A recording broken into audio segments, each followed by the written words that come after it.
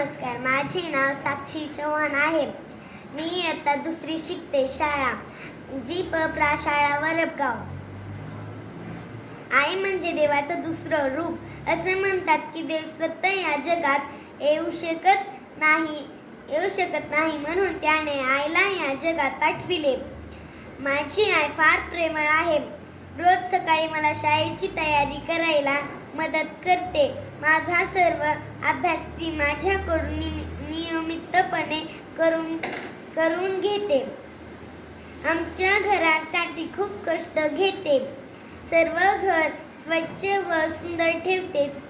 ती मला डब्यामध्ये रोज काहीतरी वेगळा खाऊ करून देते. ती मला जुन्या चांगल्या कविता शिकवते. माझी आई माझी जिवलग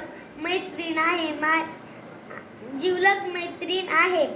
मी चुकले तेव्हा आई मला फार मार देत नाही तर त्याऐवजी प्रेमाने समजावून सांगते. जेव्हा मी दुःखी होते तेव्हा माझी आई माझ्या मुरलेल्या चेहऱ्यावर हसते आणते. तिचे प्रेम आणि प्रेमळ स्वभाव मला खूप आवडतो. जाता जाता एवढंच म्हणते की आई तुझा हात वाचल्याची बरसात. आई तुझा हात वाचल्याची बरसात. आई तुझी माया जशी आभाळासारखी छाया. आई तुझी माया जशी आभाळासारखी छाया. आई तुझे ज्ञान जशी ग्रंथाची खाण.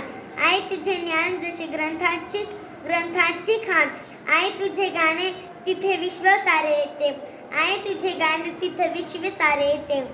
आई तू म्हणजे मंदिराचा उंच कळस. आई तू म्हणजे मंदिराचा उंच कळस. आई तू म्हणजे अंगणातील पवित्र तुळस. आई तू म्हणजे अंगणातील पवित्र तुळस.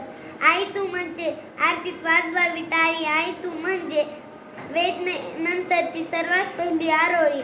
आई तू म्हणजे आरतीत वाजवावी टाळी.